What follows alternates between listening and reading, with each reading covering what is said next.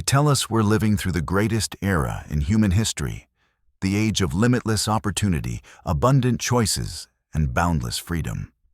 Yet strangely, no one seems to ask why so many of us still carry this quiet ache, this sense that something essential is missing.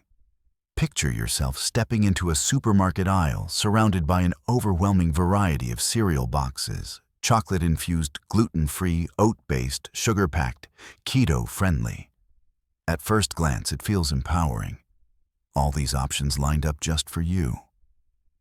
But if you stop and really think, a deeper question emerges. Who decided these would be the cereals you're allowed to choose from in the first place? Did you plant the grains, design the packaging, or even question if cereal is the best way to start your morning? No. You simply walked in and made your selection from what was already curated on your behalf. This is the quiet trick of modern freedom. We're raised to believe we inhabit a world of infinite possibilities, that we can sculpt our lives however we wish, chase any dream, live any story. But underneath this surface lies a different truth. The freedom we've been handed isn't open-ended. It's more like a children's menu, colorful, playful, yet narrow and pre-approved. Step back for a moment and you'll start to recognize it everywhere. Your career, for instance. Sure, you're free to pick between a handful of paths, but only those the system has deemed acceptable, profitable, safe. Want to be a poet? Go ahead. But can you survive without turning your art into content? Society whispers, be whoever you want, but only if it fits within the economic machine. Even the ideas you're allowed to hold are shaped by invisible boundaries. Yes, technically, you can say anything, until it makes people uncomfortable, until it disrupts the narrative. There's even a name for this invisible perimeter, the Overton window, the narrow range of acceptable beliefs society tolerates at any given time. But it's decorated so beautifully, so convincingly, that most people never notice they're boxed in. We confuse abundance with autonomy. Freedom isn't having 50 brands of toothpaste lined up on a shelf. True freedom is having the clarity to ask, why has toothpaste become a billion-dollar industry in the first place? Who profits from these endless choices? Is this decision even necessary? Or is it just noise cleverly disguised as empowerment? Consumerism loves to dress itself up as liberation.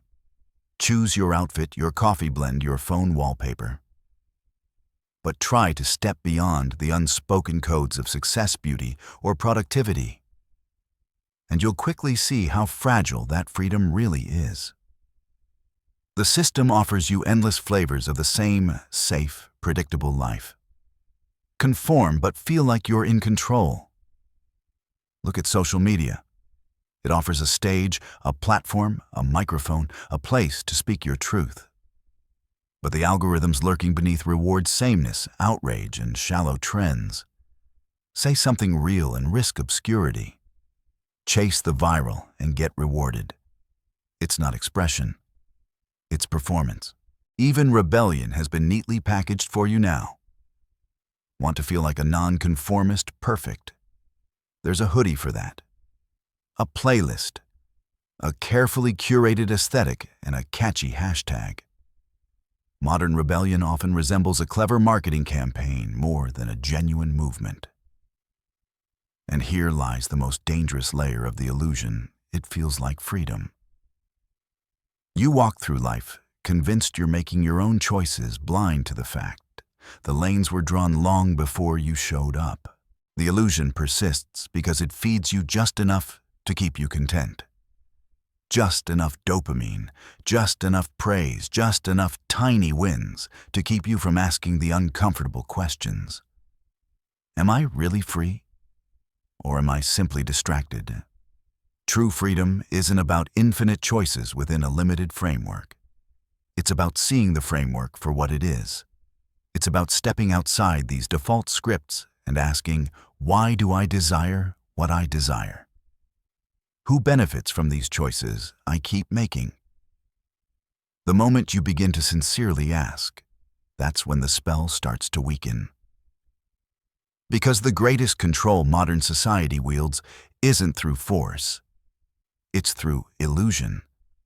Through the comforting deception that you're already free. Real freedom starts when you stop mistaking the menu for the meal. Imagine your morning.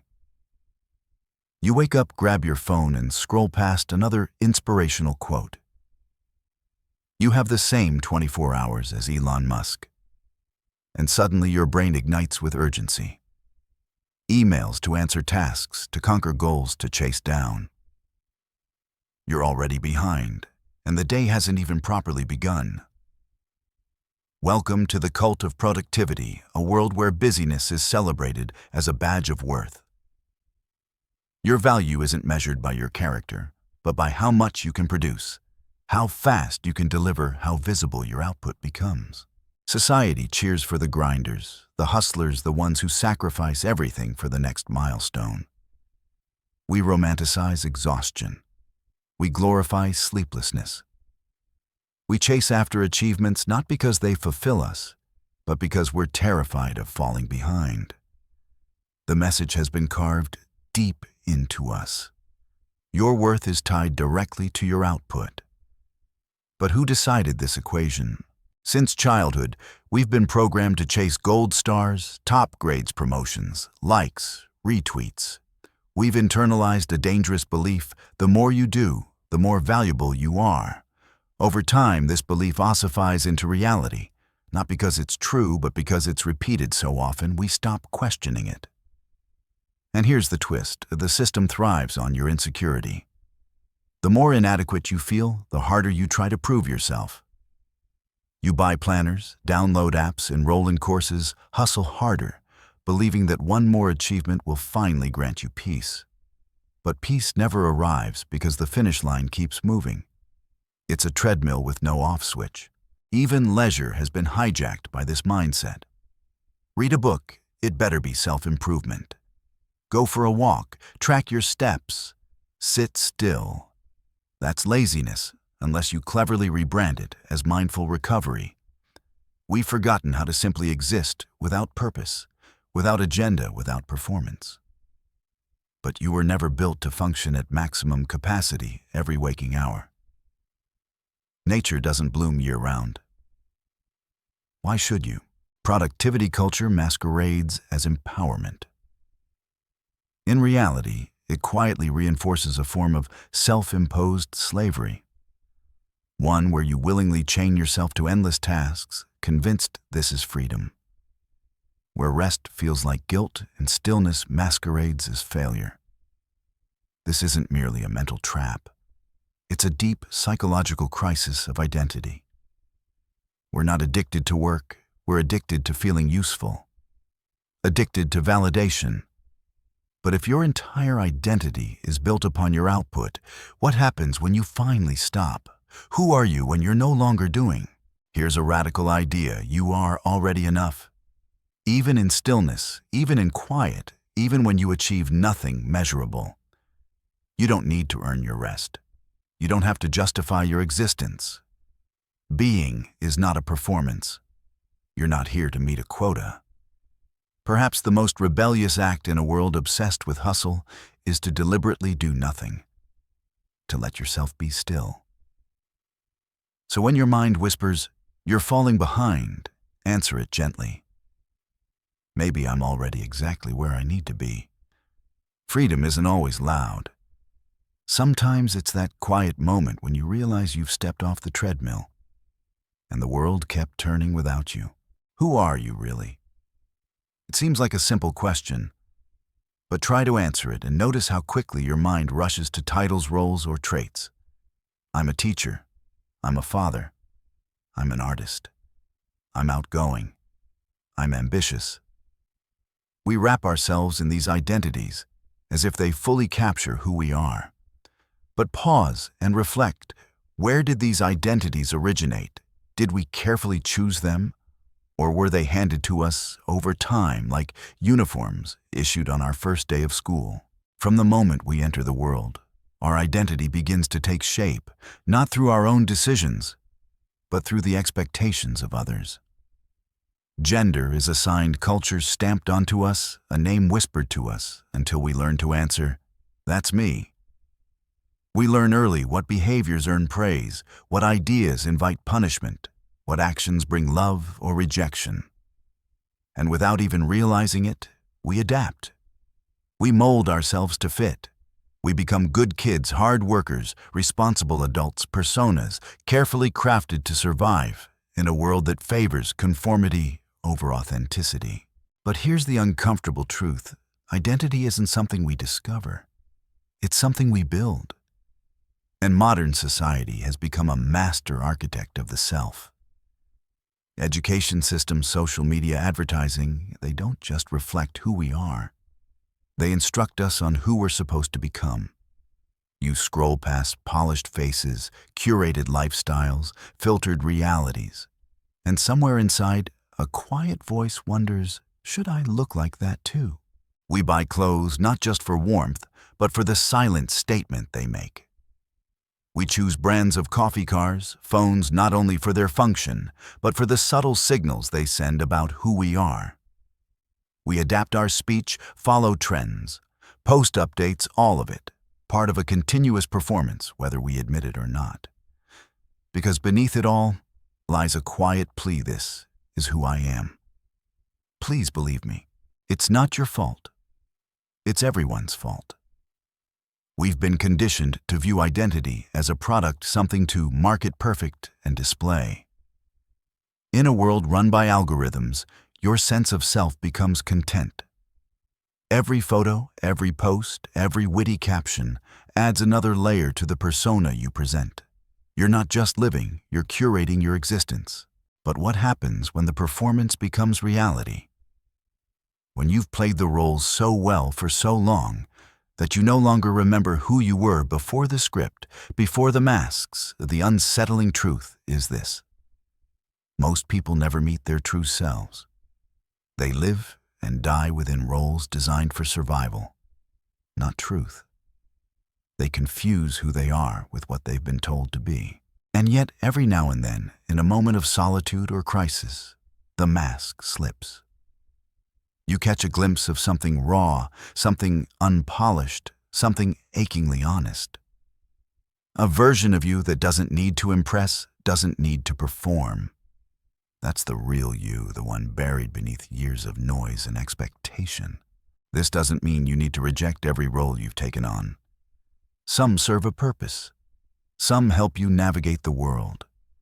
But when they begin to cage you, when they silence your deeper questions, that's when it's time to ask, who am I beneath all this? Try this. Sit in stillness. No music, no phone, no distractions, just you. Ask yourself, if no one were watching, what would I still care about? What would I still love? What would I finally let go of? That's where your real identity hides, not in job titles, not in social bios, but in the quiet knowing that you are more than the roles you perform. You weren't meant to be a brand. You were meant to be human. And perhaps the most liberating journey you can take is the one that leads you back to yourself. We are creatures of comfort. We love it. The warm bed, the hot shower, the instant food, the one-click deliveries. A world designed to eliminate waiting, wondering effort. And why wouldn't we love it? Comfort feels good. It feels safe, familiar. But lurking beneath its warmth is a harsh reality. Comfort can easily become a prison, because comfort isn't neutral. It shapes us. It softens our edges. And when indulged too long, it dulls the instincts that lead to growth. Look around. Every innovation aims to reduce friction. Why walk when you can ride? Why cook when you can order? Why converse when you can scroll? In the name of efficiency, we've traded challenge for ease. But challenge is where transformation happens. It's where muscles strengthen, where minds expand, where identities evolve. The illusion of comfort tells us we're thriving when, in truth, we're just surviving in a padded room. Everything is designed to be effortless, except the things that truly matter. Growth still requires pain. Truth still requires courage. Real connection still requires vulnerability. But after years of on-demand dopamine, even the slightest discomfort feels unbearable. We lose our tolerance for silence, for challenge, for boredom. And in losing it, we lose our ability to sit with life, to wrestle with it, to question it, to reshape it. Comfort doesn't just protect us from danger, it shields us from awareness. Why reflect when you can binge? Why confront hard emotions when you can numb them with noise? Why risk the unknown when the known is so comfortable? That's the deeper danger. Not that comfort makes us lazy, but that it convinces us to settle for far less than we're capable of. We stop dreaming not because we lack ambition, but because what we have is good enough. We stop fighting not because we've won, but because the couch is too soft and the screen too bright. And the system understands this. A comfortable population is easy to manage. When people are fed, entertained, and distracted, they're far less likely to question, to challenge, to awaken. Comfort smoothes the edges of rebellion into a dull, compliant hum. Comfort isn't evil, but unquestioned comfort, that's a slow anesthetic. It rocks you gently to sleep while life unfolds just outside your reach. So what's the antidote? Choose discomfort, not recklessly, but intentionally. Seek out hard things not for the result, but for the reminder that you can sit with difficulty. Question convenience. Break the loop. Because real life, the raw, vibrant, messy kind, lives just beyond the edges of ease. And maybe the life you're meant for is hiding in the places you've been avoiding the most. Eventually, somewhere between the endless noise, the flashing screens, the constant opinions, the goals, the roles, and the obligations, something starts to settle. A quiet emptiness. Not loud, not catastrophic. Subtle. Like a house where the music's been turned off and suddenly you notice the silence. It comes during those moments when the world finally pauses. Driving alone, sitting through the credits after a movie, lying in bed staring at the ceiling. It's then when the distractions fall silent that a soft voice inside you asks, is this really who I am? Because somewhere along the way, we forget. We forget who we were before the world told us who to be, before the schedules and expectations dictated every move, before success became urgent and authenticity became optional. This is the quiet tragedy of modern life. We know the price of everything, but the value of nothing. We can name celebrities' stocks, trends, but we can't name our own deepest needs. We live in a hyper-connected world, and yet we feel isolated from ourselves. Why? Because we've abandoned our inner truth. The real self, the one beneath the persona, beneath the carefully curated image. The child who once stared at clouds for no reason, got lost in drawings, asked questions, simply out of wonder. The version of us that existed before algorithms told us what mattered, before applause trained us to perform. And the most heartbreaking part, we didn't even notice it slipping away. Modern life doesn't demand we forget ourselves. It simply keeps us too busy to remember. From the moment we wake up, we're plugged in. The calendar tells us who we are today. The phone tells us what's important. The world rewards the version of us that is most useful to it, not necessarily the version that feels most true. But here's something you won't hear from those who profit off your attention and your exhaustion. You are not your productivity. You are not your opinions. You are not your profile. You are something deeper. A living, breathing consciousness with dreams that weren't sold to you, feelings that don't need to be filtered. The way back to that truth isn't through more achievement. It's through awareness, through attention, through small, deliberate moments where you choose to return to yourself. If these words resonate with, this, you're not alone. There's a path beneath the noise, beneath the hustle, beneath the expectations. And it leads back to something real. Something you've been carrying all along. Reconnecting with it doesn't require some grand dramatic life overhaul.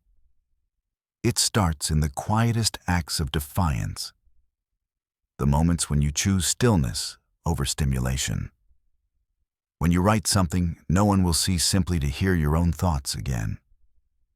When you say no, not for efficiency's sake, but because it's honest. When you remind yourself that doing nothing doesn't make you worthless, it makes you human. Because the self doesn't shout, it whispers. And to hear it, you need to turn down the volume of the world. Step off the stage. Close the tabs. Turn your gaze inward, not outward. Slow down enough to listen to the small, steady voice that's been waiting beneath all the noise. And when you do, something remarkable happens. You begin to remember what you love, not because it's trending, but because it lights something alive within you. What you fear, not because someone told you it's scary, but because it holds a truth you haven't faced. What truly matters, not for status, not for validation, but for your soul. You start asking different questions. Not what should I do next, but who do I want to be when no one's watching?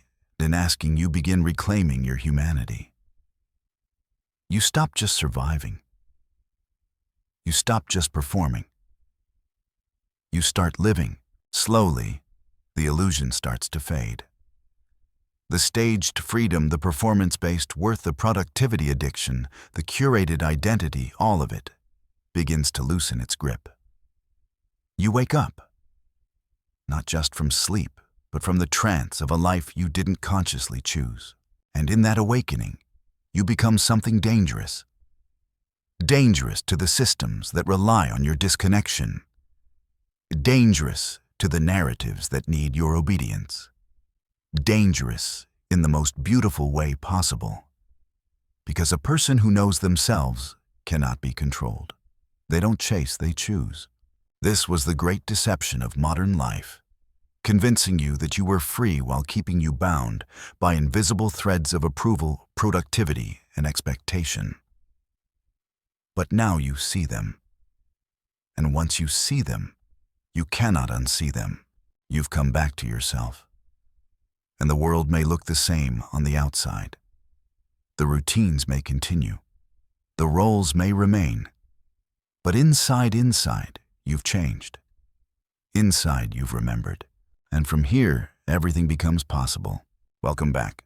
We've missed you.